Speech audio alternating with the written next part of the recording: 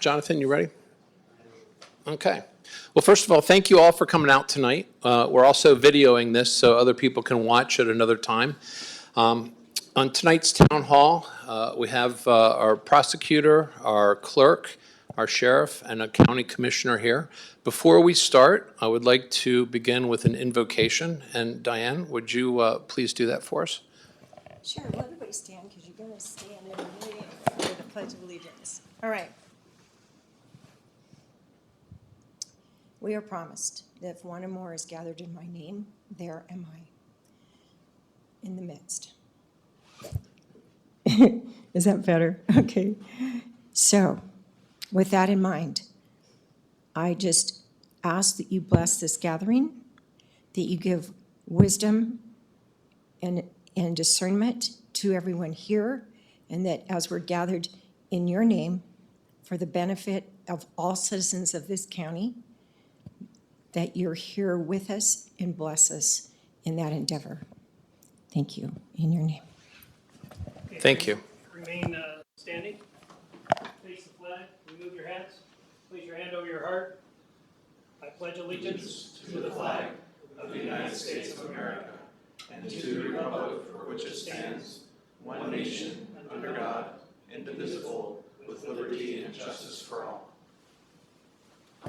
Thank you, Sheriff, and thank you, Diane. Tonight's meeting is really here to discuss some of the challenges and duties of a few of the elected officials that we have here, and why it's so important that we work together. Because when the elected officials are working together, your county government runs the best it can run. And so what we're going to talk about tonight are just some of the functions from each of the elected officials, some of their staffing challenges, some of their budget challenges, how these factors affect county service levels, as well as how growth affects their respective offices. Just had a curiosity here. Who here wants the county to be able to get the bad guy and put him in jail? Okay, all right, that's good. So here are some fun facts for you that you may not be aware of. The total budget for the county is $141 million. About $31 million is solid waste that is completely self-sufficient on its own. So the remainder of the county budget is about $110 million. Okay, now we collect, that revenue comes from fees for services, fines, investment gains like interest.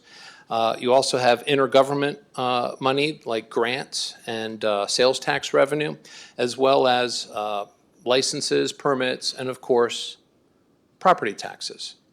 Now, out of that $110 million, okay, $59.4 million are collected from your property taxes, which is about 53% of the total revenue of the $110 million. For FY24, we have budgeted $72.8 million for justice-related activities. Okay, so that adds up to about 66% of our total budget is allocated towards justice. And what does that include?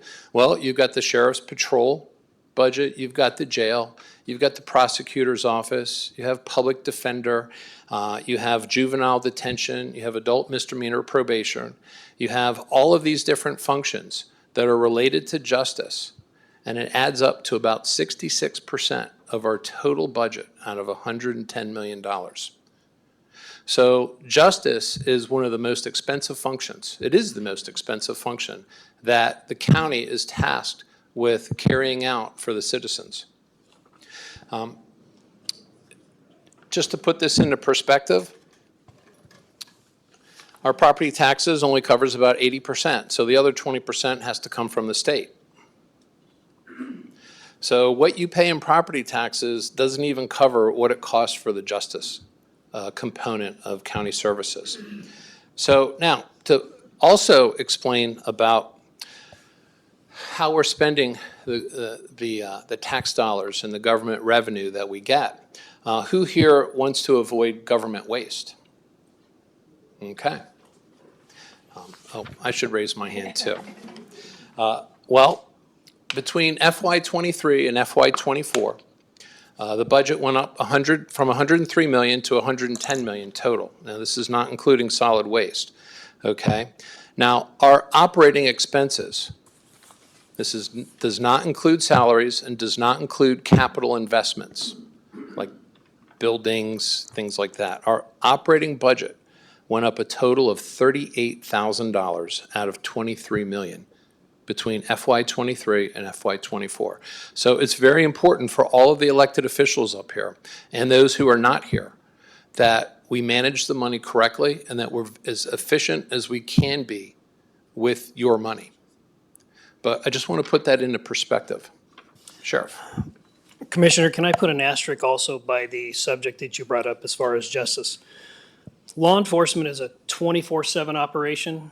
We run a small city at the Kootenai County Jail, which is also a 24/7 operation, as is the Justice Juvenile Detention Center, is also a 24/7. So if you were to multiply some of those other departments by 3, and actually it would be more than 3, their budgets would be somewhat similar, but generally on a municipal budget, a large portion of that municipal's budget is going to be law enforcement or justice services. So I'd just like to put that little asterisk there. Yeah, absolutely. And fortunately, we can do driver's licenses and registrations during the day, but the criminals, they work 24/7. They do work 24/7. Yeah. Yes. So who here wants small government? You know what the number one correlator is between big government and small government? Community growth. The more this community grows, the bigger we have to expand the government to meet the service levels that people expect. And so growth is your number one driver towards big government. And so if you want to have a limited, smaller government, you have to mitigate the growth and try to grow as responsibly as possible. So just a couple little fun facts. Anyone here want to see Kootenai County grow faster? No hands? Okay. All right. Good. Well, we're going to be talking about that growth here. And so I'd like to move to the elected officials. Does anyone want to start first and just kind of answer those questions about your specific functions, your budget challenges with respect to money, staffing, and just how growth affects it? I'll start. Okay. Here's Jennifer Locke, our clerk. Thank you. Well, I am the Kootenai County Clerk. Technically, my title is Clerk of the District Court. I oversee District Court with the clerks in that division. We have about 75 employees there. It's our biggest division. And then we have the Auditor Division where we do the budget, payroll. We do tax accounting for all the taxing districts. We help with that. And then we have the Recorder's Office where you can get your marriage license and passports and record titles.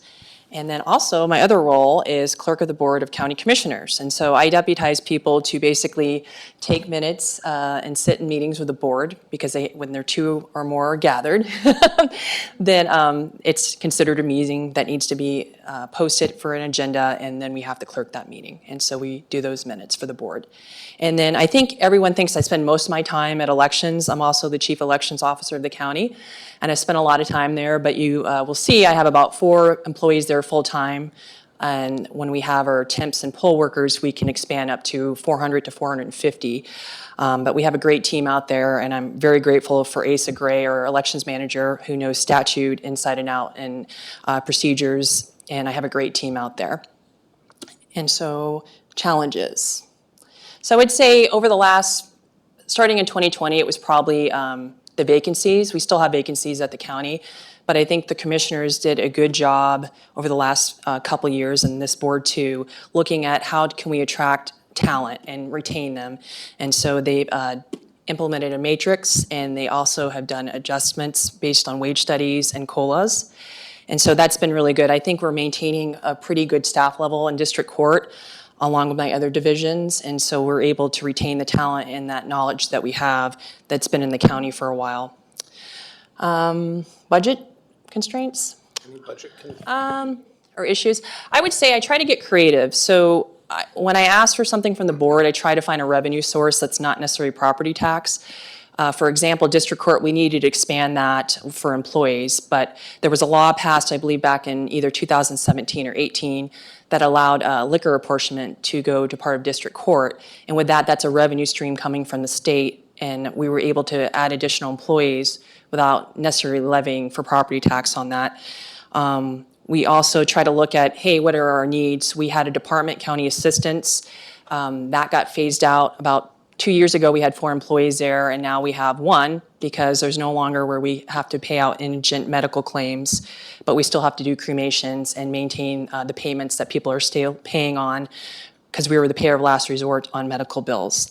And so I try to look at where I need staff and where it's relevant, and then other revenue sources that aren't necessarily property tax. And then I think the auditor or finance director, many of you know her, Brandy Falcon, and Keith, or chief finance deputy director is here.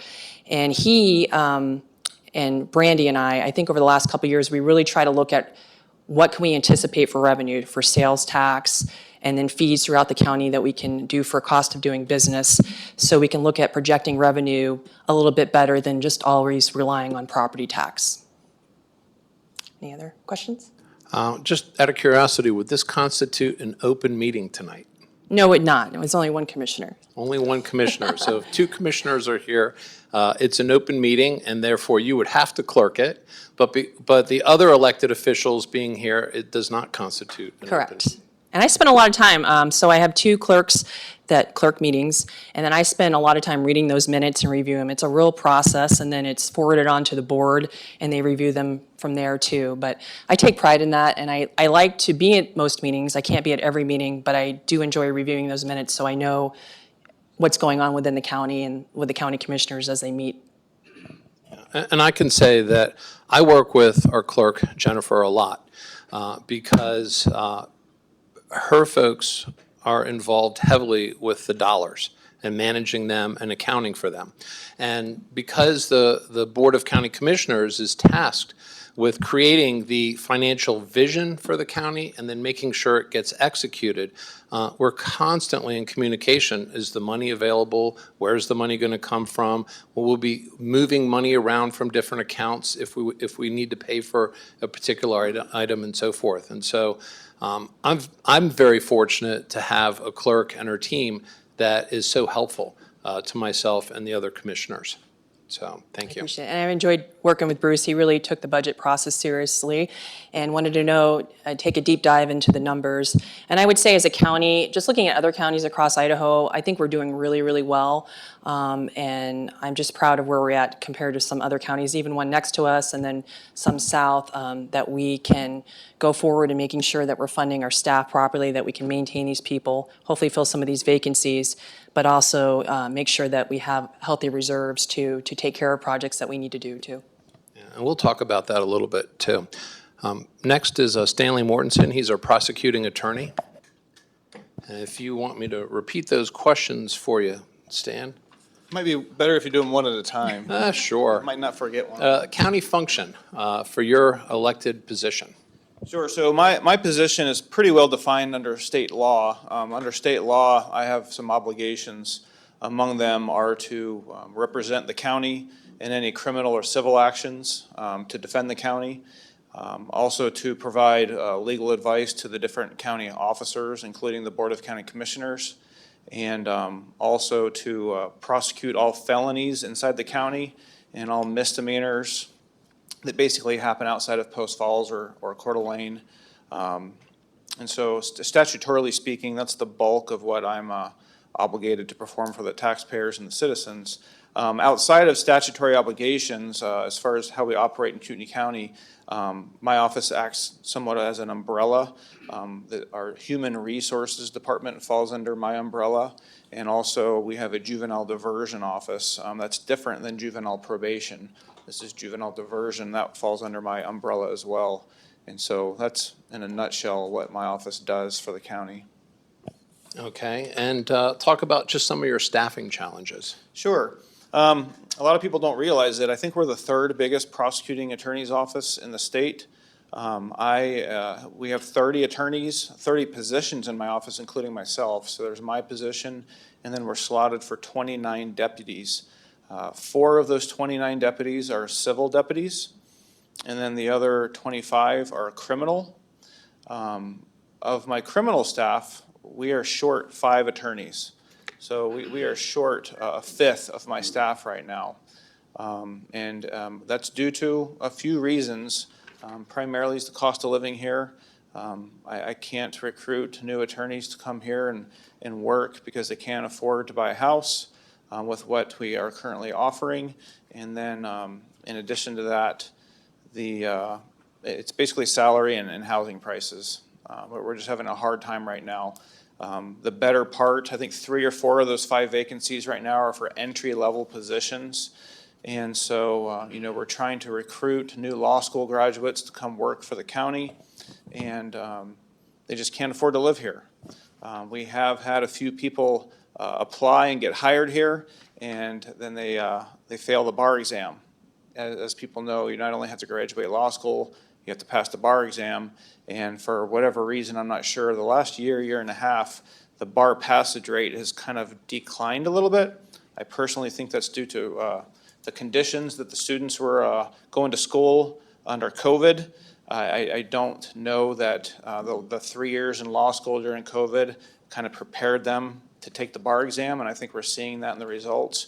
And so we have had some people hire on here and then fail the bar, and now they're no longer county employees because I can't keep them working in my office if they're not a licensed attorney.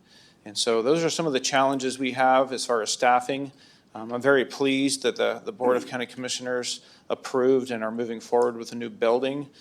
Some of the staffing issues we also have had are regarding our housing conditions. I have 2, 3 attorneys sometimes in the same office because we've outgrown the office, and the new building should give us some more elbow room, but I have had attorneys turn me down when I've offered them jobs because they don't want to share office. I'm not saying whether that's a good or a bad reason to reject an offer, but it's my reality right now. I can't get people to apply to work in my office because of a few different reasons. Thank you. And can you talk a little bit about when you hire an attorney who's fresh out of school and just passed the bar, how efficient are they as a prosecuting attorney?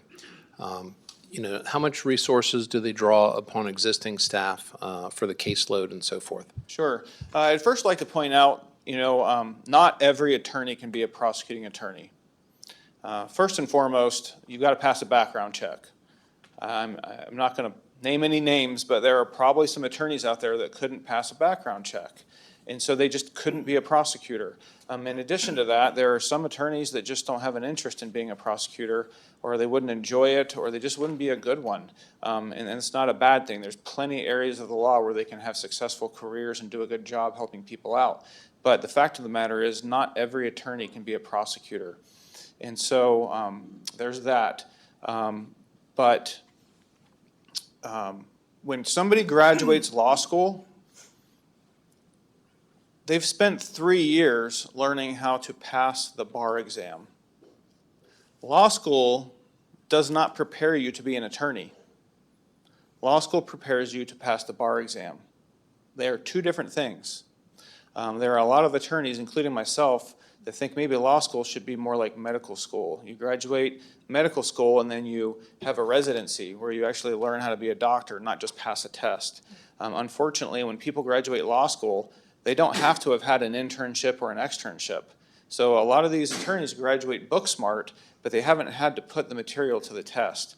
And so sometimes you hire brand new attorneys who have no real world work experience, and they haven't been taught how to be an attorney. They've just passed some tests. And so that is very challenging to hire a new attorney and teach them not only how to be a lawyer, but how to be a prosecutor.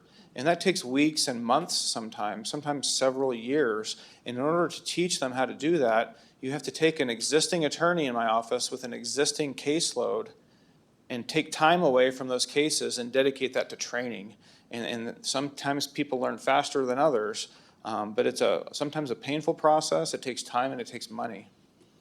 Can you just talk a little bit about yourself and how you ended up in the position? Certainly. Your background? So I'm a child. I'm what they call a military brat, right? My dad was in the Marines, and then he left the Marines and joined the FBI.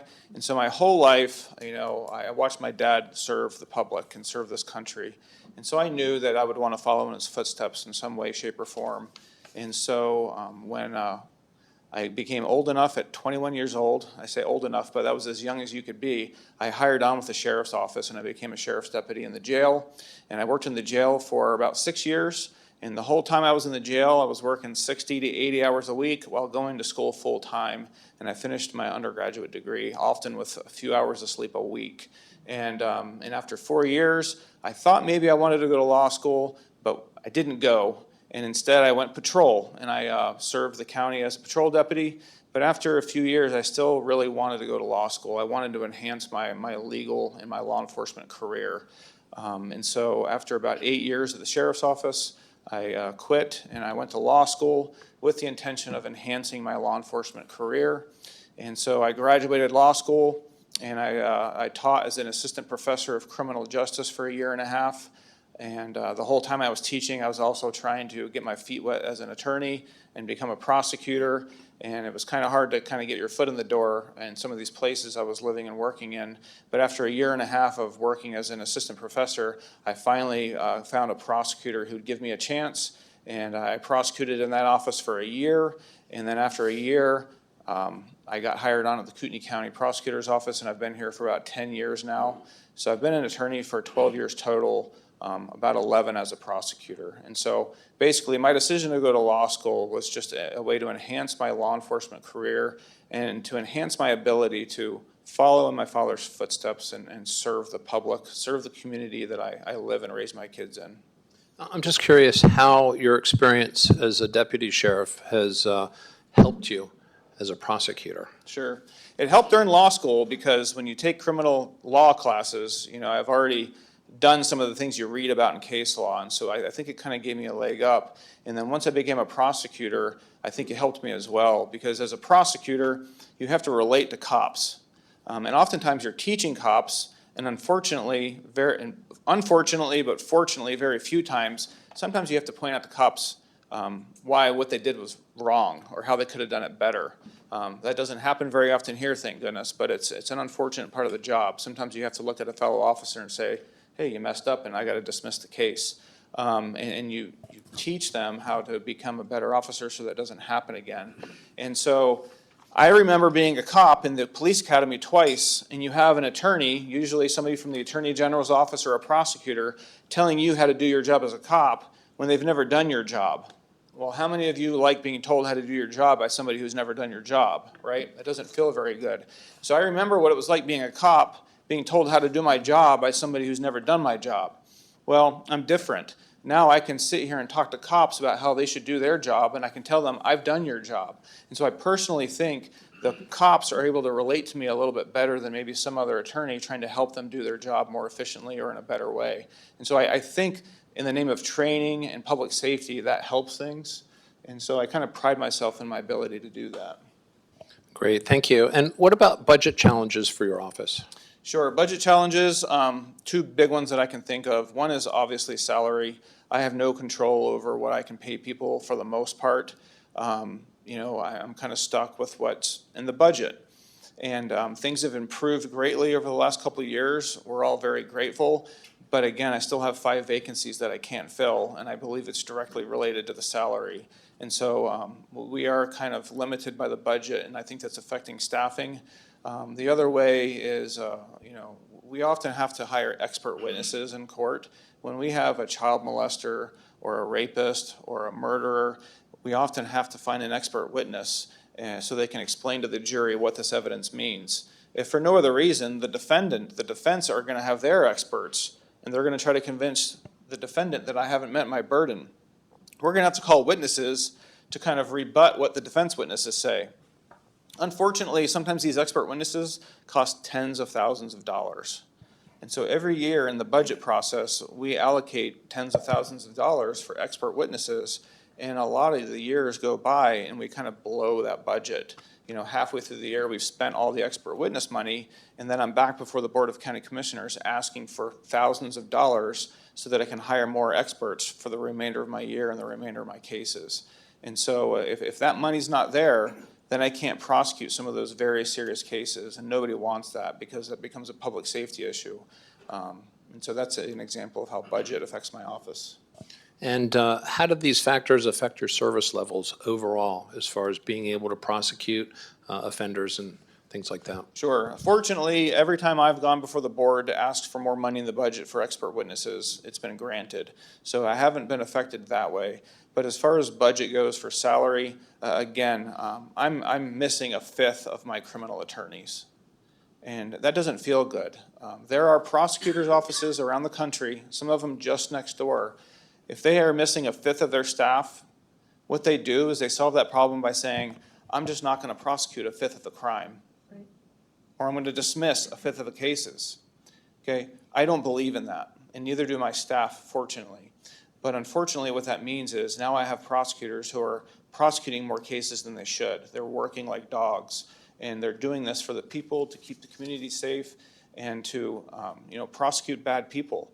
But what that results in, as good as their intentions are, there's a burnout factor.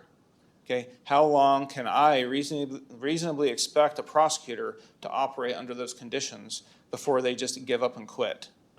And when they give up and quit, they have the ability to hit the private sector and make a lot more money than I'm going to pay them. So a lot of times they don't want to quit, but because of budgetary and family reasons, they are going to quit and make more money, even though they would much rather be a prosecutor, but their caseloads are just too high. I have rubbed shoulders with a lot of the different counties throughout the state, and it's always fascinating to me when I meet another prosecutor from another office and I ask them, how many cases do you guys have at a time? What's normal for you? What's your caseload? And when I hear, well, I handle 30 or 40 cases at a time, and I think, well, some of my staff handle 80 or 90 cases at a time. It's like, how long can I expect my deputies to do that? And so, if I can hire 5 more people, I can divvy those cases out to the new attorneys, and I can kind of reduce the caseloads. I still think they'd be higher than I would rather have them, but they'd be better than they are now. And so those are some of the big challenges my office is facing right now. And how does the growth in this community affect your office? It affects it hand in hand. We're prosecuting more cases than we ever have. I have more attorneys than this office has ever had. So we try to grow. I don't know that we can grow proportionally, but we try to grow with the caseloads. But the sheriff can explain it. They arrest more people every year than they've ever arrested before. If the sheriff is arresting more people, then we're prosecuting more people. And with population growth comes more crime. Even if the crime rate stays the same, and I don't know if it's 30% or 20% or 80%, but 30% of 100 is 30. Okay, 30% of 1,000 is 300. 30% of 10,000 is 3,000. So even if proportionally it stays the same, the numbers are still going up. And if I don't have more prosecutors to prosecute more cases, we're overloaded again. And again, I'm going to have prosecutors either not hire on because they can work in a neighboring county and do less cases, or they're going to get burnt out after I hire them and they're going to quit. And just for the folks watching here, what is the starting salary for a prosecuting attorney who just finished law school, took on debt, more than likely, and passed the bar? It's kind of a complex question, and keep in mind, these new attorneys are moving here. They want to buy houses, and our housing market is out of control. I think we're close to $700,000 for the median home price. And these law school graduates, they're also graduating with $100,000 to $200,000 in student loans.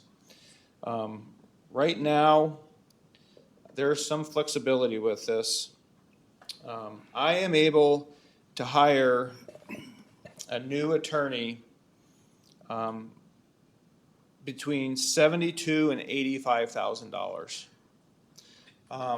There's 5 steps to that. Step 1 is $72,000. Step 2 is $75,000. Step 3 is $78,000. Step 4 is $82,000, and step 5 is $85,000. Now, those steps are supposed to represent years of experience. Okay, so when you're talking about a law school graduate with no lawyer experience, I'm supposed to try to hire them at step 1, which is $72,000. Well, we don't get applications when we offer a job at $72,000. So what we started doing is we're saying, okay, well, during their law school career, if they had an internship, even if only for a few months, we're going to give you a year of experience credit. We're going to hire you at step 2, which is $75,000 a year. Well, we're not getting applications. So recently, a few weeks ago, I made the decision to start hiring my brand new attorneys with virtually no experience at $78,000 a year. We're not getting any applications.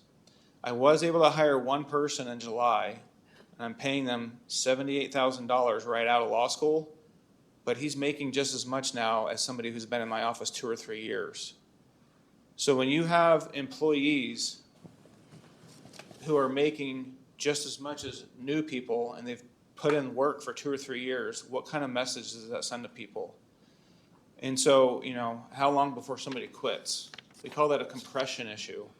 I would love to be able to pay a new attorney $82,000 or $85,000, but now they won't just be making just as much as somebody who's been in the office. They'll be making more money than somebody else who's been in the office.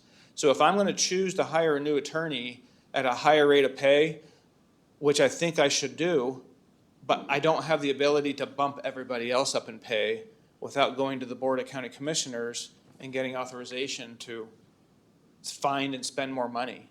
And so I would love to start my new attorneys out at a higher rate of pay, but I would do that at the risk of hiring one to have like 3 or 5 quit all over pay. And so that's a real big challenge I have right now with my office. So to answer your question, I have the ability to hire new attorneys out between $72,000 and $85,000. Right now, it's at $78,000, and I'm not getting applications. Yeah, and the compression issue is a big issue, and it was a real eye-opener. And so we'll move on here to the sheriff, because your issues, as significant as they are, the same issues are in the sheriff's office, and the ripple up effect is huge because there's so many more employees there. So our sheriff, Bob Norris, why don't you go ahead and just introduce yourself? So the sheriff, I'm your sheriff, Robert Norris. The sheriff is constitutionally required to do many things. We're going to talk about 2 of them. One is to provide the umbrella of freedom. 2, that blanket of security that you enjoy every night, that's all we do. I know, it's very modest in what we do, but I'm being facetious on those 2 things. We are going to talk about 2 things. And the number 1 responsibility in Idaho statute, and as that pertains to county government, is keep the peace. So I have to have deputies that have the ability and a ratio to be able to keep the peace here in Kootenai County. Another thing that I'm constitutionally mandated to have is a jail. And that jail is very, very expensive. We have mental health that's available 24/7. We have medical staff that's available. We have food services that's available. That is a very, very expensive operation. We currently run about 500 and plus inmates when I should be at about 361. We are constantly overworking our jail staff. And those are the 2 major areas of Idaho statute that I'm required to do. And that jail is really, really an expensive operation. But you also have more. You have like emergency management, you have 911 services. Correct. So here in Kootenai County, hold on just a second. Can you interrupt you, sir, for a second? Okay. Okay, so, yeah.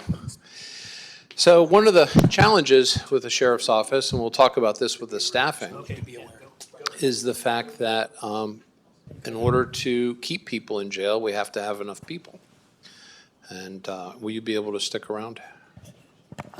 At this time, I'm going to stick around. Apparently, we do have a... Yeah, this time, I'm going to stick around. You guys go.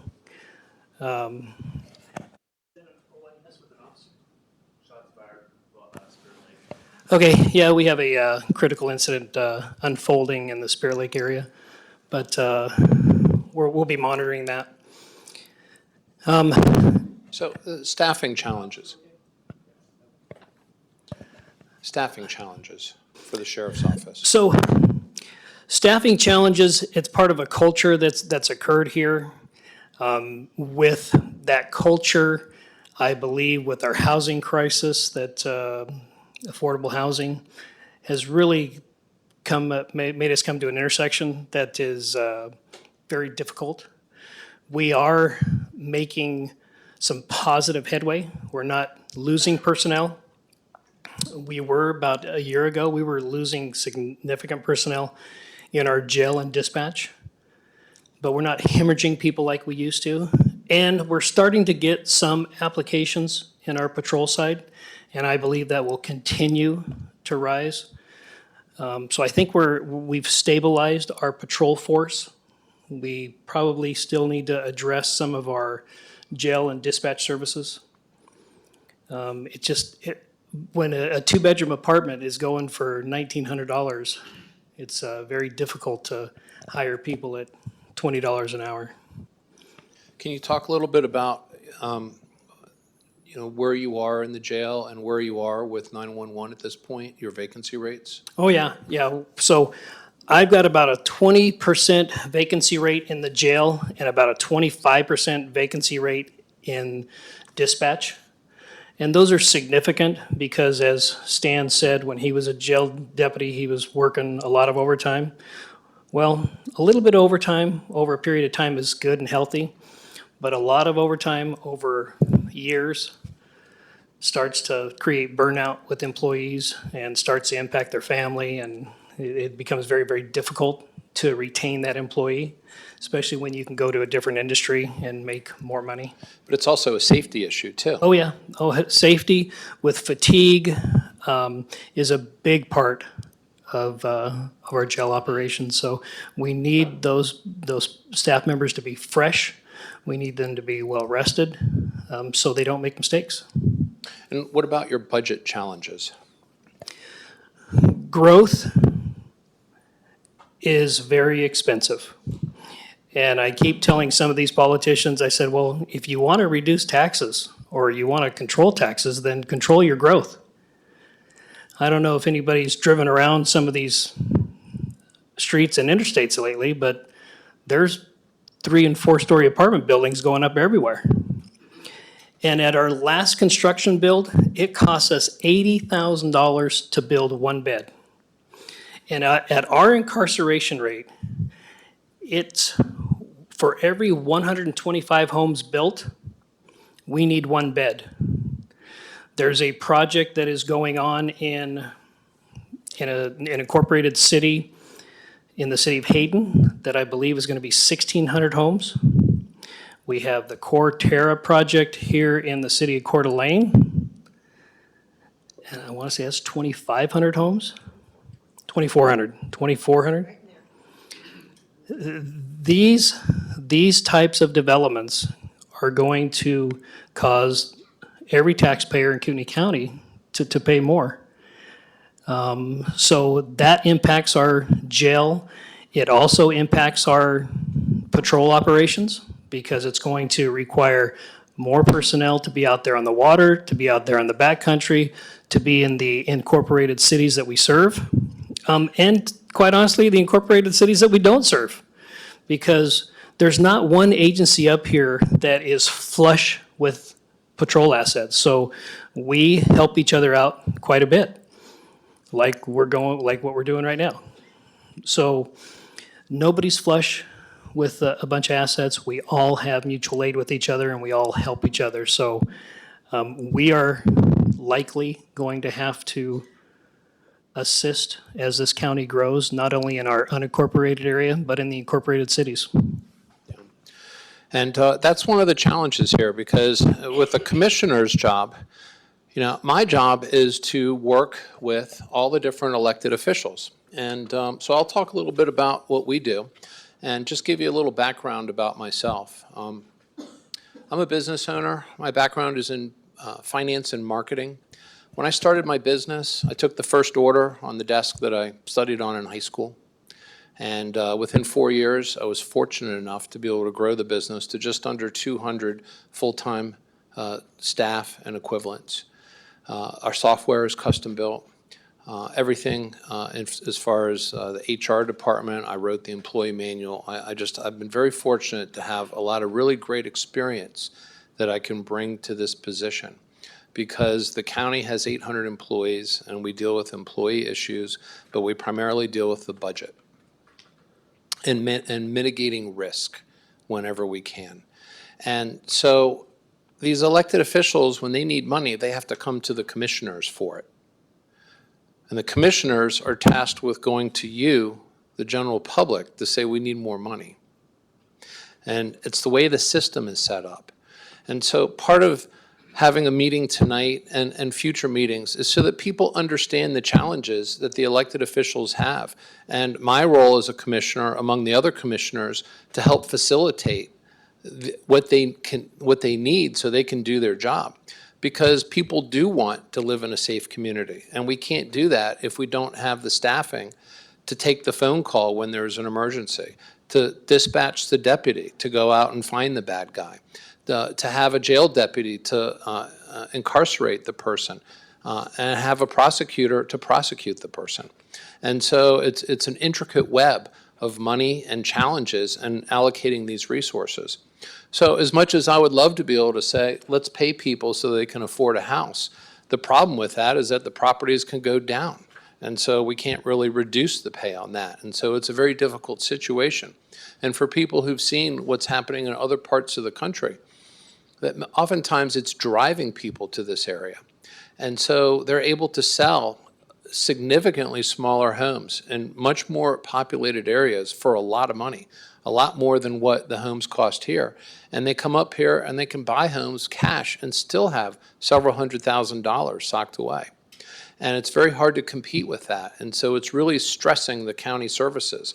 And one of the things as a commissioner is that we do have the ability to manage growth by developing a new comprehensive plan or a long-term plan for the county. But that gets completely circumvented when land gets annexed into the cities and then they fall under the city comp plan. And so we have to manage to all the different cities and their own growth model, and they oftentimes don't take the county into account as far as our ability to provide service levels to them. And these are state mandated services. And so when we talk about salary, for example, it might be easy just to give new hires a better salary, but then what about the people who've been there for 3 years? What about the corporals, the sergeants, the lieutenants? It all has to go up.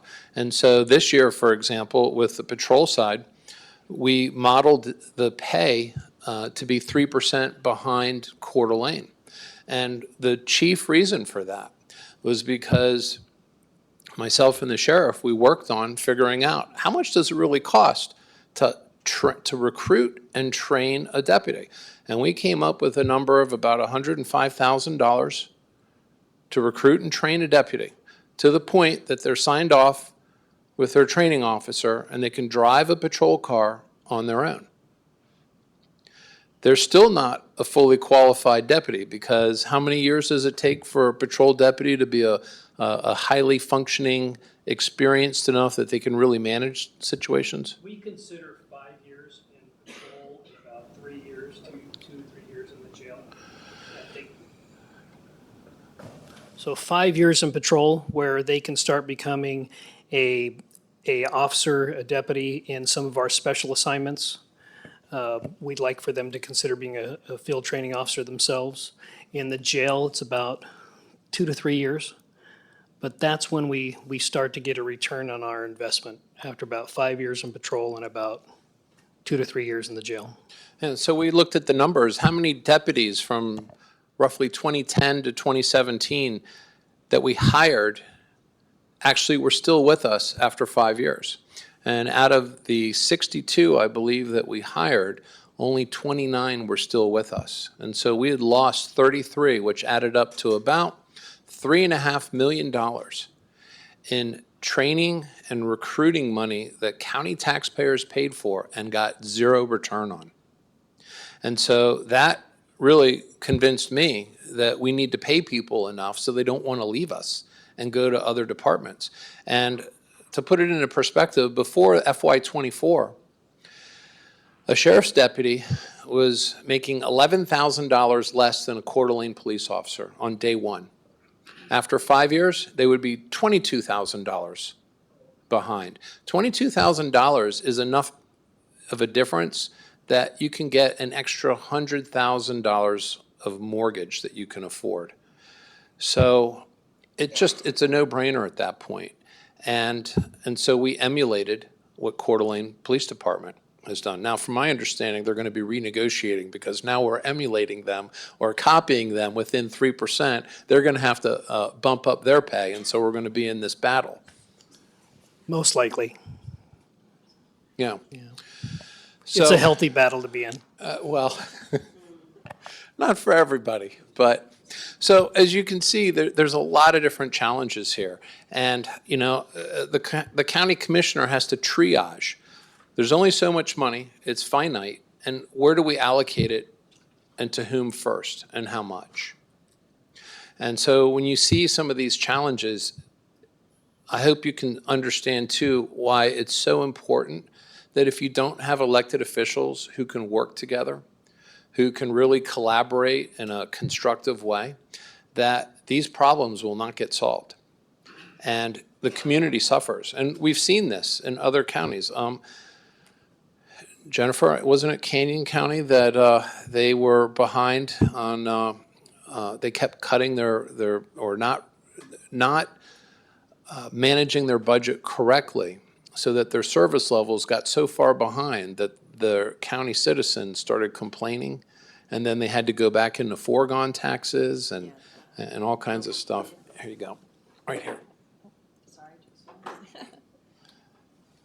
So I think, yeah, the important communication between definitely the clerk and the board, and then all other elected officials. But we did see, I think, I did read an article about levels of services, but the previous year they had tapped into their fund balance to balance their budget.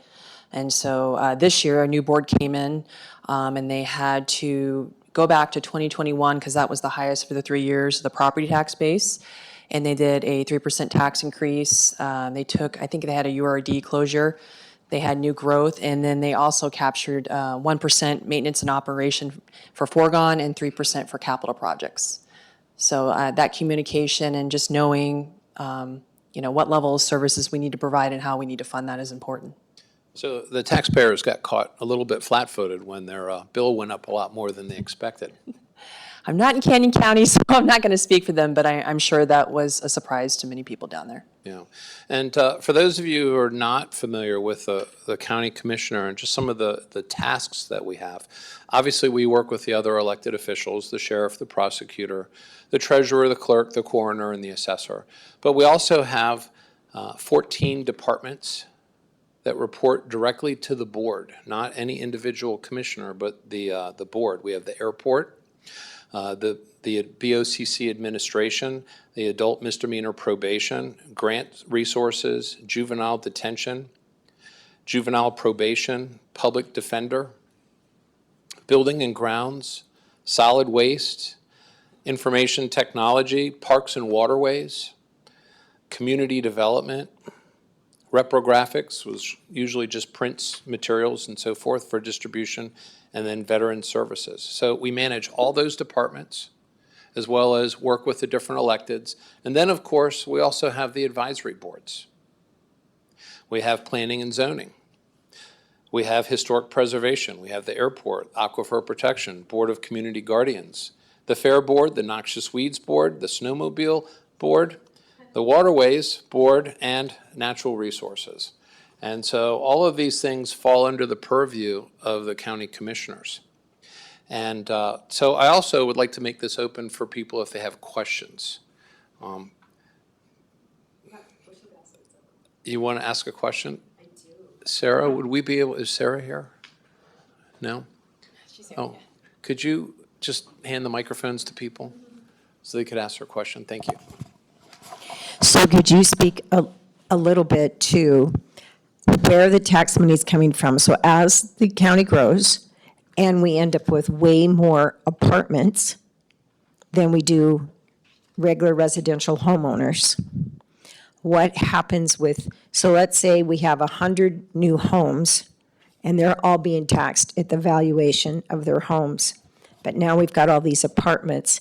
How is that taxing base in comparison to a residential home? Because go ahead. Well, the buildings are considered commercial, so they're taxed at a commercial rate.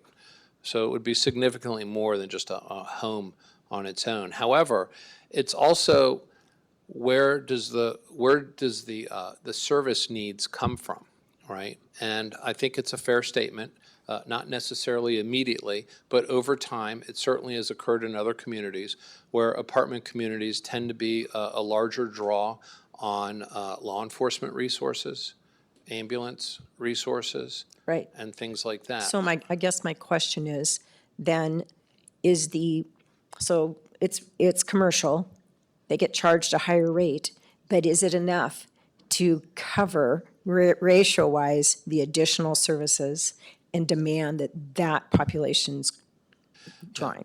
I think there's a number of factors. It depends on the type of housing. Is it subsidized or not? How old is it? What are the lease rates? Things like that. But I think it would be a safe statement to say that over time, there probably is more cost associated with that type of housing than what is brought in from a tax perspective. So when the sheriff says he needs one cell for 125 residents, does that ratio change then if you have a lot more apartments than you do single-family homes? Is it one bed per 125 people or per 125 Per units? homes, Units. per homes. yeah, Okay, per unit. home.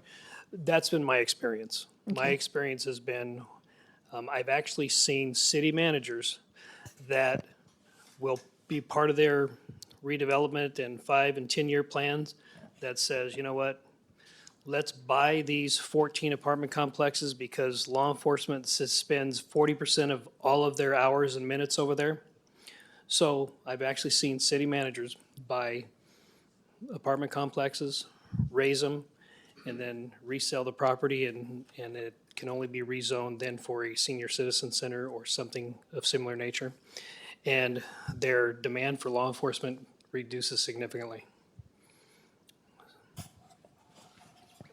Oh, I have way more, but you're next. Do the municipalities ever ask for impact statements of what their new zones or their new builds are going to do to county? No. And I think we should have way more rigorous impact studies on a lot of the growth that goes on here. So none of the municipalities have currently have that process that asks county officials? There's no requirement for them to. No. Right, but you can always do the right thing even if it's not required under Well, law. And that's one of the things that my hope is that we can develop kind of like a dashboard so that the cities can kind of look at where our county services are and where we want them to be. So for example, if the jail has exceeded its legal limit of over 100 inmates for the last year every day, well, my hope is that the cities would look at that and say, not today on development, maybe tomorrow. But that really, at this point, there's nothing compelling them to have to do that. And so my hope is that we can forge better relationships and work together on that. In an ideal situation, I'd love to see the cities and the county have comp plans that are kind of linked together, that they're kind of coordinated to some degree. I don't believe that the people in this community want to see that much more growth so that we end up becoming like the next Seattle or San Francisco. But it starts with the comp plan. It starts with surveys from the constituents within those jurisdictions. Thank you. I have two questions, one for the sheriff and one for Jennifer. I'll start with the sheriff. Question, you're talking about, all of you were talking about, being able to bring in new people and retention and everything. The thing that I would wonder is there's got to be a lot of police officers like in Portland and San Francisco that aren't appreciated for what they do and what the public thinks of them, and that they're looking for a better job environment. Maybe that's not as much money, but there's a different appreciation of the work they do and the community they live in. Is there any? 100%. So we have taken advantage of that, and we have hired many laterals that already come with a post certificate. Then all they have to do is challenge the state of Idaho. So we have done that, but our lateral pool now is starting to dry up a little bit.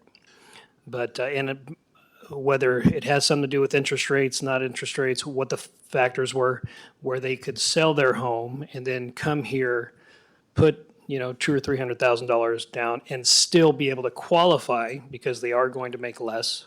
Still be able to qualify. So we did hire many of them. Starting to dry up a little bit though, that pool. Can I just ask you just to talk a little bit about some of the things that you've done for recruiting that hasn't been done, or that you're working on and want to develop? Because it's easy just to say, throw more money at the issue, but the money's finite. So can you kind of talk a little bit Yeah, about that? so what we're going to do and what we've already started to do is we're going to start going into high schools. And we are going to start recruiting that potential candidate who wants to put a star in their future and work for the sheriff's office. Get them at an earlier age because generally they already have housing, and that's a plus. We have instituted a helicopter unit, so we have task force officers now that can also be trained to be a task or a flight officer in the helicopter. But we have a lot of special assignments. You can be canine, you can be part of our traffic team, you can be part of our detective division. We have a lot of special assignments. We just are going to advertise and promote those better. But I also believe we're also going to attract from different industries. A note on that, my firsthand experience. I was able to actually get my first engineering job with only after finishing my sophomore year of college in engineering. And then that was out in Olathe, Kansas. And then after my junior year and senior year and finishing grad school, I got summer jobs with John Deere, and they'd provide housing, and we'd stay in dormitories in the towns they were in. What these industries were doing was they were trying to grab us early, ahead of having to recruit when we graduated. And it was quite effective. It was a two-way street. They all lost me because I used all that experience on my resume and sold it somewhere else, but Ford Motor Company. But just a thought on that too, as you're saying you're reaching into the high schools, that could be very effective. Yeah, we got high hopes that that's going to be successful. Put a star in your future at the age of 18, come over, work in the jail. We have an 80% felony jail. It's not like it's a daycare over there. We've got some pretty violent felons. We actually had a felon that escaped his cell about 18 months ago, and he was a very, very bad individual. We had running gun battles with him when he was out in the field. He was in custody at Flathead County. That's where the pursuit ended. The Flathead County Sheriff called and said, "Hey, you got to get this guy out of here. This guy is like an inmate we don't see that often, ever." So he stayed one night. He sent him to Missoula County Jail. The Missoula County Sheriff called and says, "Hey, you got to get this guy out of here. This is like an inmate we don't see before." But this is an inmate who sits down and he reads the staff and he listens to when the checks are and he listens to where you put your keys and he watches where you put your keys. He was a very methodical, very bad person. He did 16 years in Nevada for attempted murder on a deputy sheriff, and then he went on a crime spree when he got out. So he came over to the Kootenai County Jail first night.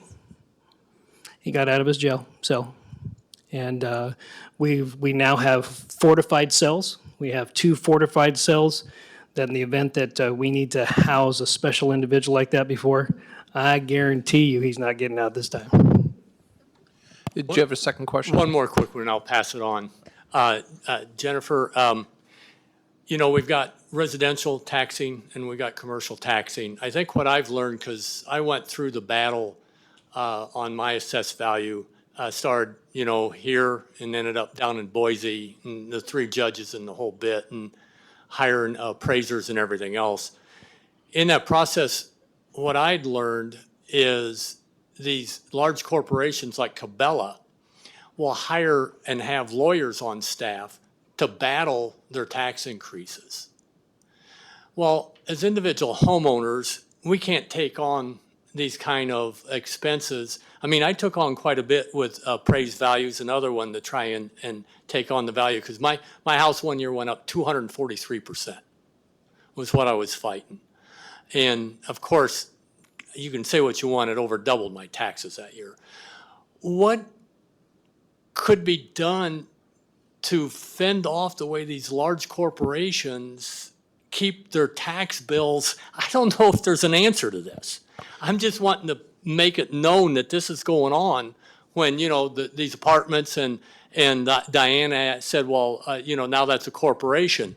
That corporation's going to have a lawyer, Diana, to fight that property tax. You want me to answer that? I would say, I would probably focus more, that would be a assessor question. But, we sit in the Board of Equalizations. I kind of help clerk that, or clerks do. And I do see you have people come in residential, you have commercial, and then we take the appeals that go down to the state. And so it is a matter of what can be presented and maybe representation, like you said. Yeah, and part of it too is these companies, they have scale, they have economies of scale, right? They have a legal department and they have locations throughout the country. And we're talking about millions of dollars in property taxes that they end up paying every year. And so they can afford that. And it's a cost benefit model. That's all this is. The amount of money that you could possibly save with your residential would be gobbled up probably within the first hour or two, or maybe a day with an attorney where, yeah. So, and that's really what it is. And it becomes a cost benefit model for the county.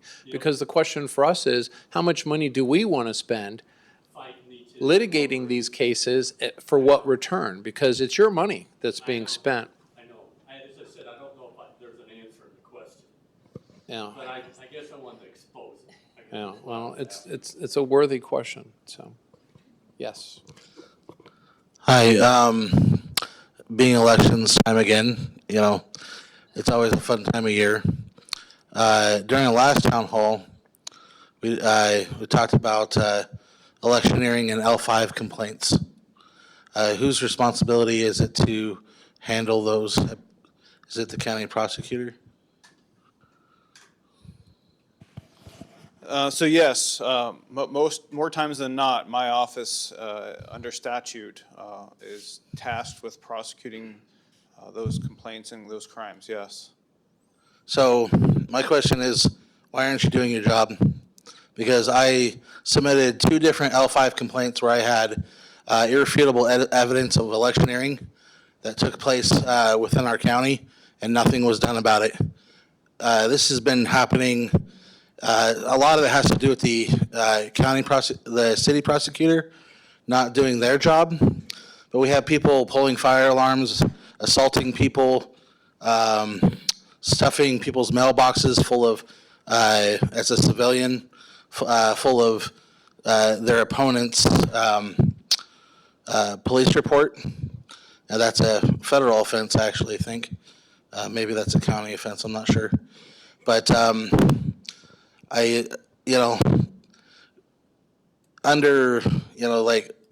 even at my own house, there's this division that takes place, and conservatives are targeted, threatened, bullied, and slapped around, and nobody does anything about it. And at your last town hall, you said that you would do something if we submitted to you, and you didn't. That's a very good question, and so that's a prime example of what I was talking about. So the electioneering statutes are misdemeanors, okay? And normal misdemeanors, we have a 1-year statute of limitations. There are some misdemeanors that have 2 years of a statute of limitations. What that means is I have a year to charge it, or I have 2 years to charge it.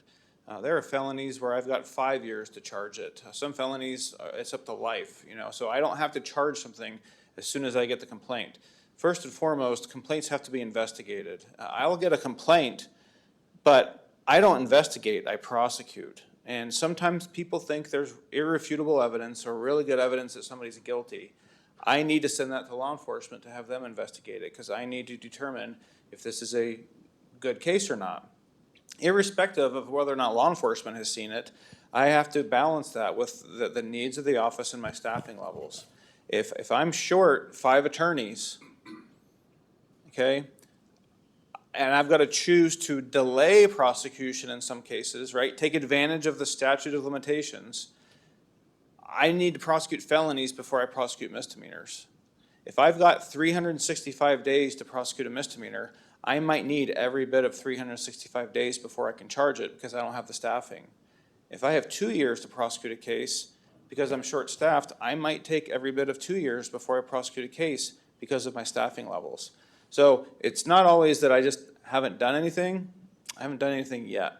And I know it doesn't feel good to sit and wait, but when I'm short a fifth of my prosecutors, rather than just dismiss or not prosecute a fifth of my cases, sometimes I have to identify which cases are just going to have to wait a little bit longer before I can prosecute. Next, So at the last town hall, Sheriff Norris, this question's for you. You mentioned that we've seen a dramatic increase in critical incidents. Can you speak to how that's been going since then?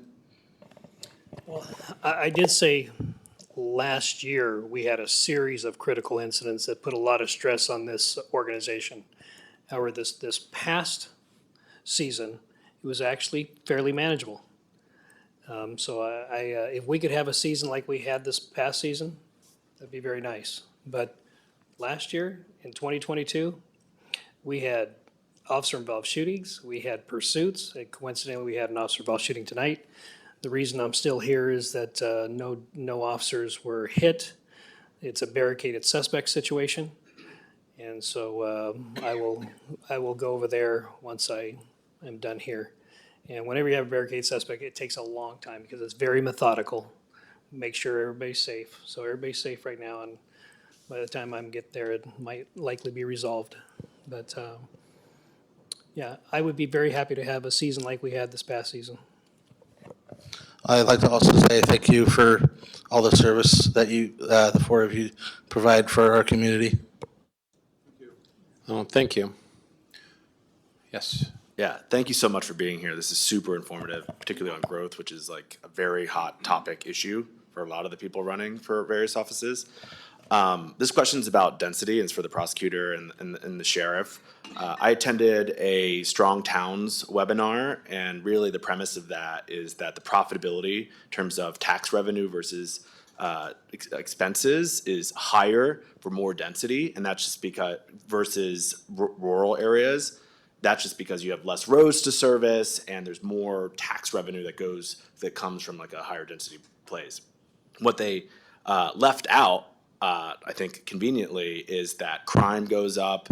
There is more stress on ambulance services. There's a lot of negative externalities that come out of density. So I'd love Schools, hospitals, I mean, it stresses every infrastructure sector we have. Yeah, so I'd love for you guys to just kind of set the record straight on what density does in terms of crime and all these other negative externalities that come out of it. That's not just around profit, taxpayer income, and expenses for whatever the jurisdiction is. Yeah, I can only really speak on my experience, and I believe, based on my experience, high-density housing generally requires more calls for service from law enforcement, from EMS, and all of the fire department. That's been my experience. I have not seen the same call volume level on single-family residences, on 1-acre parcels, 5-acre parcels. I have not seen that. And so I'd like to largely echo that. I know almost every square foot of this county from my time as a sheriff's deputy and just living here 25 years. And, there are certain kinds of neighborhoods in this county We all know that some are more affluent than others. Some have nicer houses than others. Some people have more spaces between the houses than others. And more areas are, for whatever reason, prone to having more crime. And so, there are just certain parts of the county where we see the same people over and over again, or the same kinds of crime over and over again. Now, no neighborhood is immune to crime. When you throw substance abuse and things like that in the mix, it could happen anywhere. But there are trends out there. And so, yeah, I'm not gonna just sit here and pick on people who live in apartments versus people who live in mansions. But the trends, I think, would show that in the lower income areas, we're gonna see more of our crime. Does that answer your question? Yeah. How many people in here know that there's an area in Kootenai County called Felony Flats? That community calls themselves Felony Flats. Law enforcement didn't name that community Felony Flats, but if you want to score dope, if you want to buy some dope, you want to get in trouble, then if you want to go there at 1 o'clock in the morning, you're going to find all of that. Yeah, and I'd like to add too that growth in our community is not a business model. It's how we live. And so everything that I've seen with more density and more growth tends to drive people away. People want to be in more open space areas, and the draw on services is significantly less. And that's how you can keep your taxes lower. In all the most dense places in the country, it tends to be a much higher tax community. You pay for it. You pay for the services, and you pay for, like you saw, even here in Kootenai County, 2/3 of the entire budget goes towards the justice system. 2/3. So. One more question for the sheriff. I heard that there's a backlog in terms of getting people into prison from the jails in Boise. And what is the remediation being done at the state level? Can you just kind of talk about that issue? Yeah, I have contacted Josh DeWalt many occasions, and he keeps telling me, Sheriff, you and the other 5 big counties in the state of Idaho have the same problem. We're not going to resolve this problem for about 3 more years. So he just said, deal with it. There's nothing that he can do. There's nothing that I can do. But I knock on his door. He comes down to the Idaho Sheriff Associations. I call him and I say, hey, I got 100 of your inmates. He does throw something back. He does throw something back, and he says that, well, do you want me to start charging you for the judge's writer program in Kootenai County? And where they retain jurisdiction on a particular inmate. And he said that Kootenai County writer program has a higher recidivism rate than his released inmates from a high-security prison Can you in Idaho. explain the rider program? Just what is that exactly? I'm going to let Stan explain it to you because he can give you all the in and outs of it. So when we talk about a rider is a slang term for a retained jurisdiction. And what we're talking about are people who are convicted of felonies. If somebody's convicted of a felony, we prosecute them, we get them convicted, we bring them before a judge for sentencing. The sentencing judge has basically 2 options, okay? On one end of the spectrum, they can put them in prison. On the other end of the spectrum, they can put them on probation. Sometimes the judges have a really hard time deciding whether or not somebody should go to prison or whether or not somebody should go straight to probation. And so a retained jurisdiction is kind of a middle ground for up to a year. Because if the judge sentences somebody to prison, the judge relinquishes their jurisdiction and hands it over to the Department of Corrections and to the warden. If the judge puts somebody on probation, the judge keeps jurisdiction over that person. And if they violate probation, the judge is able to pull them back into court and decide whether or not they violated probation. So this is all about jurisdiction, whether to give the state Department of Corrections jurisdiction over somebody or whether the judge is going to keep jurisdiction. What a rider is, it's a retained jurisdiction. So the legislature has allowed judges to send somebody to prison for up to 365 days, 1 year, but retain jurisdiction over the defendant. And so somebody could have a 10-year or a 20-year sentence, but if they go on a rider, they're only going to prison for 1 year because the judge is going to keep jurisdiction. And inside of that 1 year, usually after 6 or 7 months, the judge is going to bring them back to court and they're going to evaluate what they did in prison. And these people aren't on the yard or in general population. They're in different locations throughout the state and they're getting treatment. So a lot of people who are on riders are addicts, DUI, meth, whatever. And during that year, again, usually 6, 7, 8 months, they're getting treatment, programming, education skills. Hopefully they're learning ways how not to reoffend or deal with their addiction. Some people go on a rider and the treatment is focused on sex offender rehabilitation. Sometimes it's on anger management for people who are domestic abusers. And so people can go on a rider and get any different kinds of treatment. The idea though is inside of that year, we take them out of the prison system after they've had the chance to complete treatment, and we're back in court with the judge. And the judge now has to kind of revisit that original decision, put them on probation or leave them in prison. And usually if they've passed the treatment, the judge is gonna put them on probation. They don't have to though. Sometimes somebody can pass all the treatment they're offered and the judge could leave them in prison. Okay, and so that's the rider program. And what's happening with the IDOC and the sheriff is when IDOC doesn't come up to Coeur d'Alene or any other part of the state and come pick up these people who are supposed to go down and start serving their rider, that year clock is ticking. There are people in the jail right now who have that year clock ticking and they've been sitting in the jail for 2-3 months. Well, if they don't finish their treatment within a year, they're going to stay in prison because the clock's going to, run up on them. And so what these defendants are doing is they're filing motions and they're saying, hey, judge, my year clock is ticking. It's been 3 months and the state hasn't come to get me to take me down to Boise. I'm not getting treatment. I'm not getting the treatment you want me to get, judge. And in the meantime, they're getting treatment lined up in the community.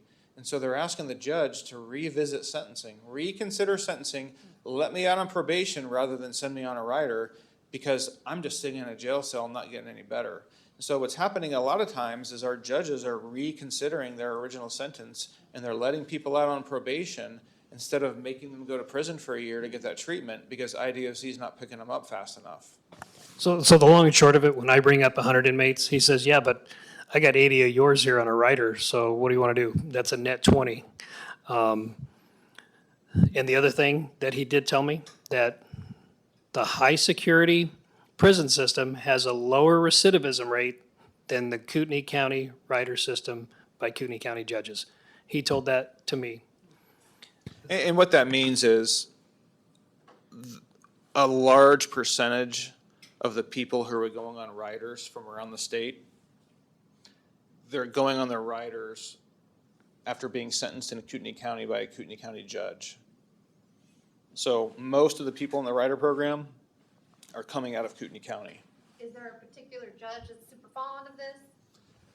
There are some judges who use the rider program more than others, and I've seen some defendants go on 4, 5, 6 riders, and they still haven't gone to prison to serve their sentence. Wow. Well, go ahead. She won't give me the mic. Well, go ahead. Okay, the first question is for Clerk Locke. You had briefly mentioned indigent cases and how the county is the last resort to pay those. Is there some kind of certification process that ensures all of those funds that could cover indigent cases haven't been services provided to illegal aliens or abortion services? So right now, the program has been eliminated. So we're no longer, as of 22, we're not by law allowed to do any medical indigent claims anymore. So the only thing we're offering right now is cremation and then non-medical claims. Oh, so what the BOCC just did, indigent cases, those weren't medical services so much as cremation? Yes, so again, we're the payer of last resort along with cremation too, or utilities or rent. And so there is a process in county assistance. We go through, they have to fill out an application, and then the board will approve it or not approve it based on the recommendation of county assistance that they can't afford to pay the cremation. Okay. And then also we have a release, you'll see sometimes of liens. So if someone's selling their house and they had a lien on it from a past medical claim from 10 years ago, then we release that lien and we get payment restoring what was paid out from tax dollars. Oh, very good. Commissioner Matari, does URDs drain cash from the county that we can use to provide services, and if so, how much? Oh, that's a good question. You know, the URD issue, I'm not as familiar with, but Clerk. Ask Locke- one more time, sorry. I heard Commissioner in the night. Do URDs drain cash from the county budget that would go towards providing services, mandated services, and if so, how much? So we actually have a report on the and the clerk's page under auditor about what is. Let me go back with the URDs. So when a URD is developed, there's a baseline of value, and so when they're improving that area, the increment value over a period of years, that increment increase does not go back to Kootenai County. It goes back to the URD, and then once it closes out. Then we can see that value return to our rolls. So it's basically, in some ways, some would say is diverting for a period of time. Whatever improvements they're doing in that area, that valuation is going there. And so it's a balance of how much are they approving, and would there have been improvement anyway in that area, that valuation could have been, increment increase could have been directed to the other taxing districts. So it is a diversion, Yes. yes. And we have, in Kootenai County, we have quite a few tax or URDs. Okay, thank you. And I think you guys kind of addressed this. I was basically going to ask, can we sue the state to have them pay for jailing all of the ones we're holding here? But apparently, it's our judges that are retaining It's already jurisdiction. been done, It is? and this was the settlement that they're gonna pay us $60 a day for a state sentence inmate, How much does it cost you to house a day? about 120. Okay. There was another question, but it's buried here, so someone else can go. Does anyone else have questions? Yeah, Bruce, I've got one for you. There's a loophole I see in this containing growth.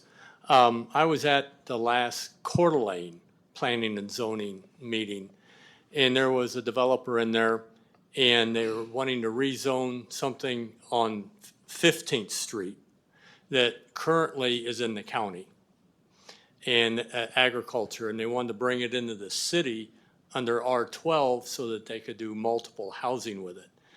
Now, to me, these planning and zoning people for Coeur d'Alene had an incentive to do that because now the tax money, instead of going to the county, is now the city's going to collect more tax money. So there's an incentive for them to go out there and take stuff that's zoned in the county and bring it into the city.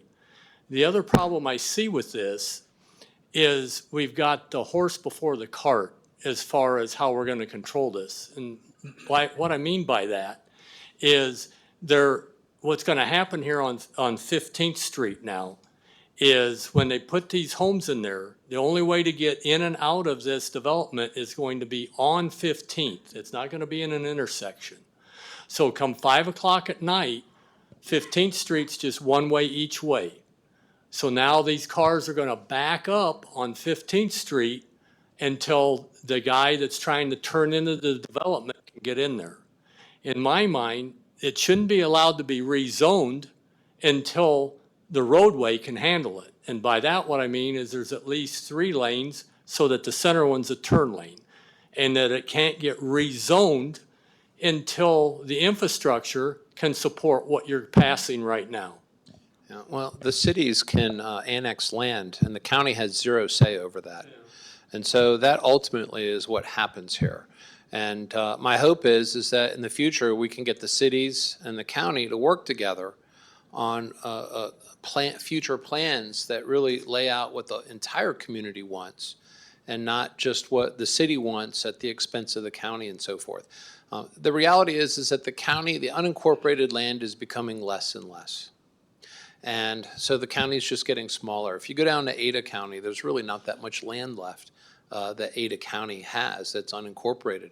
Most of it is incorporated now, and the cities drive a lot of the growth. And so my hope is that we'll have good people in the cities that I can work with, and we can kind of get the ball rolling with new comp plans, starting off with feedback from the community, good scientific surveys, because that's where it begins, and then building a plan based upon the feedback from the community. But as long as the development fits within the guidelines of a comp plan, the zoning is kind of irrelevant. It gets approved and the zoning will change. So, any other questions? Diane? Yeah, this one's for the prosecutor. So, do you have the flexibility to be able, so right now you're short 5 attorneys, but bringing in new attorneys is the least expensive monetarily, but it's highly costly to your staff because of the training needs. And all these people who are working way more cases than what would be the average now has to take on more work to be able to train somebody new. Do you have the flexibility to be able to reconfigure your staffing? So for example, instead of filling 5 positions, can you take that same money and create 4, maybe 2 that are new guys and 2 that are attorneys that have way more experience and can take on more of the heavier caseload sooner without having some attorney having to spend all their time training new? That's a really good question. And so the short answer is not really. So there are 5 levels of attorney in the county. We call them Attorney 1, Attorney 2, Attorney 3, Attorney 4, Attorney 5. I don't deal with Attorney 1s. We have Attorneys 2 through 5. And so the county has only authorized me so many of each position. Don't quote me on this, but I think I have 5 Attorney 5s. I think I have 5 or 6 Attorney 4s, 6 or 7 Attorney 3s, and 6 or 7 Attorney 2s. So my upper level, more experienced positions, they're virtually all filled. And so my vacancies are usually in those lower level, entry level positions. So then I have a secondary question to that. Who do you need to talk to be able to reconfigure that? I would need to talk to the board, and let me give you one example though. One of those positions is an upper level position. It's for Attorney 4. And whenever I have an upper level position, I have a choice. I can promote from within, Right, and create more lower level vacancies. Right. Or I can try to hire from outside to try to poach a more experienced attorney from another county. We had somebody apply for one of my upper level positions, and we interviewed him. We wanted to hire him. The first interview was over Zoom. Well, we never hire anybody unless we meet them in person. And they were going to handle a very specific caseload and work hand in hand with one of my other attorneys. So the plan was to have them come up from down south, and this is an attorney, he's been an attorney for 20 years, okay, very experienced. And we were going to interview him in person, judge how they get along with the person they're going to work with, and if everything worked well, I was going to offer him a job. I emailed him and said, hey, when can you come up? He emailed me back, says, I'm not coming up, I just took a job somewhere else. He told me where he took a job and what he's getting paid. He took a job in Payette County, okay? And Payette County, their cost of living is a couple $100,000 cheaper than up here as far as home prices. Payette County offered him more money than I could offer him, and he's going to be able to buy a house down there, and he couldn't buy a house here. Well, so I can't even get a 20-year attorney to come up here with what I can offer them either. so I'm back to a couple less spots at higher pay to get some good attorneys in here. Anyway, I'm just wondering about reconfiguring some of that, that's all. I could reconfigure it, but again, I've got nobody applying for my entry-level positions, Right. and then I have people who might be applying for my upper-level positions, but they're withdrawing because when they find out how much I can or can't pay them, they're finding other offices in the state that are paying them more, and the cost of living is cheaper. Okay, so my takeaway from that is then the pay here is not competitive. What's that? The pay levels here, the pay at certain grades are not competitive other counties here in the state. That's exactly right. And what Okay. I did recently is I went on the Idaho State Bar website.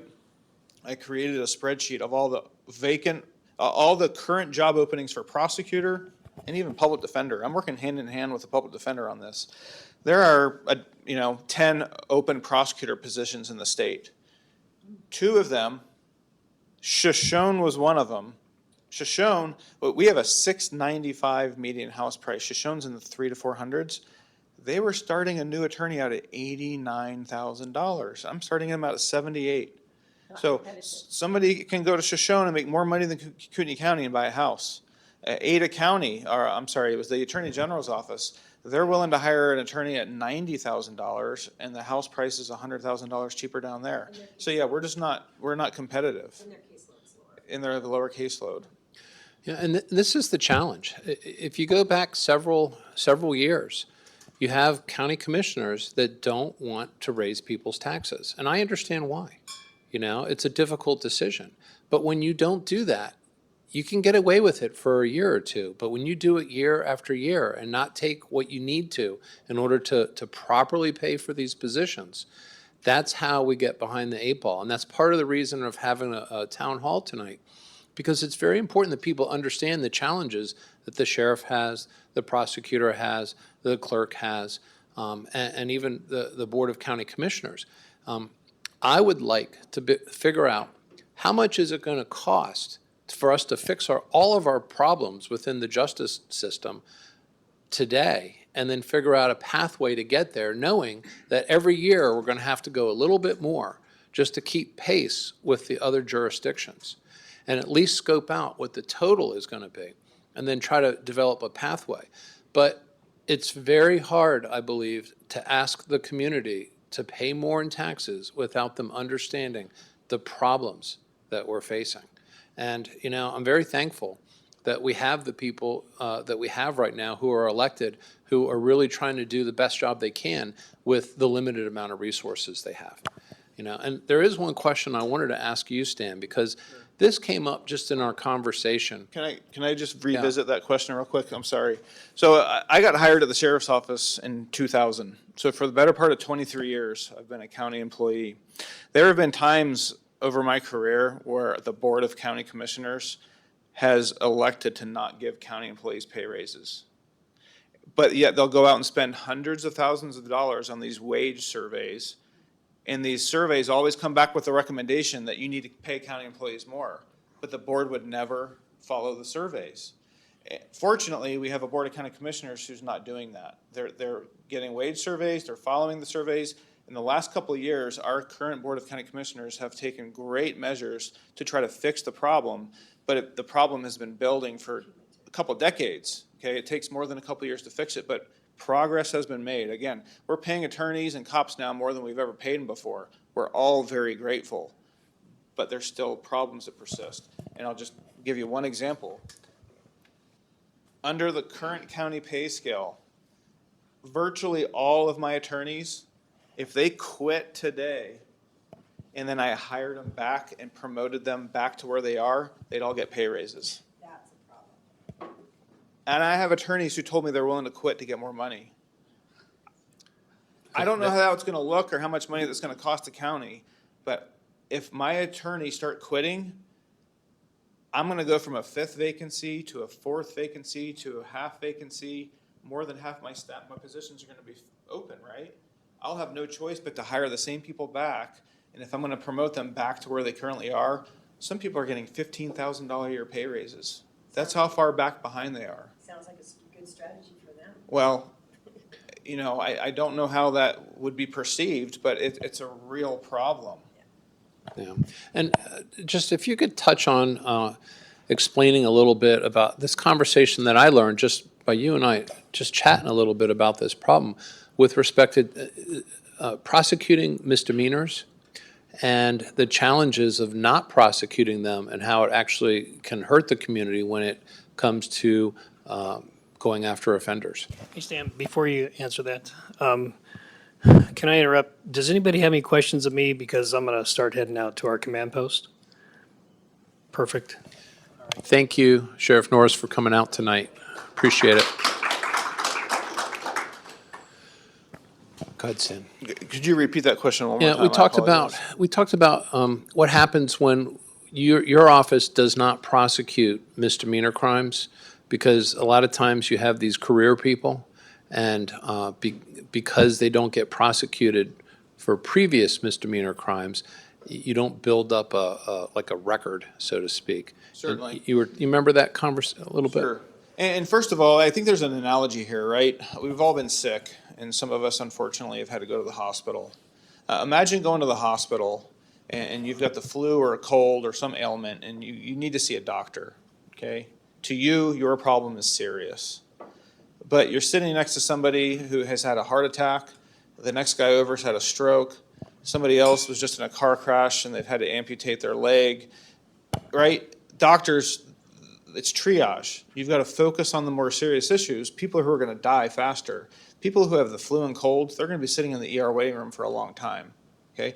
Unfortunately, sometimes that's how we have to approach criminal cases. My office has a steady influx of people who are possessing child pornography, rapes, murders, burglary, grand theft, strangulation, all kinds of felony crimes, okay? And when we have other people coming into the office who are possessing marijuana, paraphernalia, petty theft, disturbing the peace, urinating in public, misdemeanors, okay? When I'm short a fifth of my staff, I've got to focus on the people who are having heart attacks and have their legs amputated before I'm going to focus on people who have colds and flus. Okay, that's the difference between misdemeanors and felonies. It's just like going to the hospital. We're playing doctor here, okay? It's triage. And so if I'm short a fifth of my people and I've got a lot of people who are committing misdemeanors, and some of these misdemeanors are serious: domestic battery, DUI, stalking, violation of no contact orders, marijuana, paraphernalia, election violations, okay? I don't want to ignore any crime. If you want to see what happens when you ignore crime, when you have a prosecutor who will choose not to prosecute crime, just look 300 miles to our west, okay?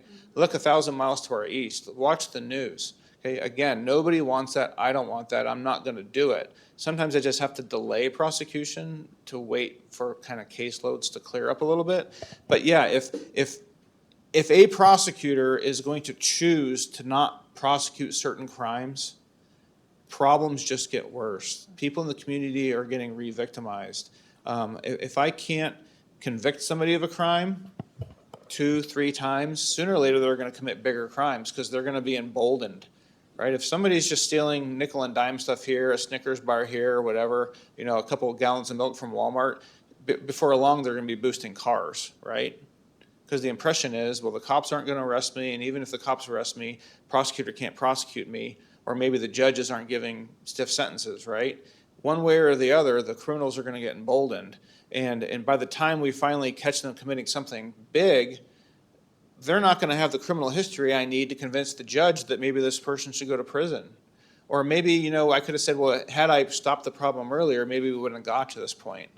And so, yeah, there's a severe problem with an inability to focus on what some people would call low-level crimes.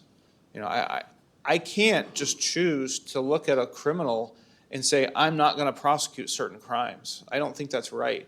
The legislature has defined what is a crime and what isn't. And I don't think I have the ability to just identify certain crimes, misdemeanor or felony, and just say, I'm not going to prosecute them. Unless I determine a law is clearly unconstitutional, right? I'm going to prosecute every crime I can. But sometimes I just have the inability to do it right away. And again, I kind of have that flexibility because of a statute of limitations. Misdemeanors, I've got the better part of a year, sometimes 2, where I can kind of wait and prosecute it, hopefully when I have more staffing. Or if I know the clock's about to run out on statute of limitations, I might have to start choosing some of these misdemeanor cases, even though under ideal circumstances, I might not be able to do that yet. Thank you. Does anyone else have any questions? Yeah, Commissioner, you mentioned the legal resources of the county and the cities being unable to match the resources of, a corporation. How often does that become an issue? And then what role does the state AG play in that kind of situation? Are you referring to the property tax side of it? Yeah. We have the resources. It's just a matter of how much are we willing to spend and what will we get in return. Are we willing to spend $100,000 in legal fees to bring back $50,000 in tax revenue? I'm not so sure that today that makes, that's a good business decision, given the other challenges that we have. If, for example, we discover that everyone starts suing knowing that we're going to negotiate out of court or something like that, even though we believe we're absolutely correct, then it might be worth it to litigate some of these and spend the $100,000, even though we might only get 50. But at least anyone who wants to litigate, they're going to realize that they're probably going to lose. And they have to spend money too. So they have a cost-benefit model they have to take into account. Does the state AG ever provide resources in those kind of situations? No, not that I'm aware of. No, this is all, this is part of your rights, either as a corporation or as an individual, to contest the property valuations. So, any other questions? Well, first of all, thank you for coming out tonight. Thank you for Thanks for having us. You know, and I just want to say I am very thankful to be able to work with Jennifer, Stan, our sheriff, and the other elected officials. I think that this county has just some fantastic people here who are elected, and it certainly makes doing this job a lot more desirable and enjoyable to be able to work with you. So thank you, and I hope that we can do more of these and more people can really learn about how things work and what the challenges are. And do either of you have any closing statements you'd like to make, or?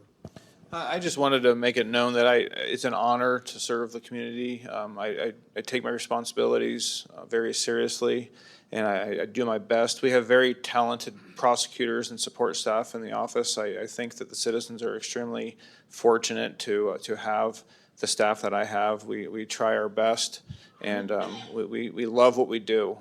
And so I just I thank you for your support and for your attention tonight. Yeah, I just want to say thank you for coming out tonight, and it's also an honor to serve. I was chief deputy before this position of elected clerk, and I try in every way to approach every day is how can I serve the taxpayers, how can I make things more efficient, and I am just blessed with the team that I have. I have about 105 employees, and they also have that same mission and vision of serving the citizens of Kootenai County. Great, thank you. Thank you all for coming out.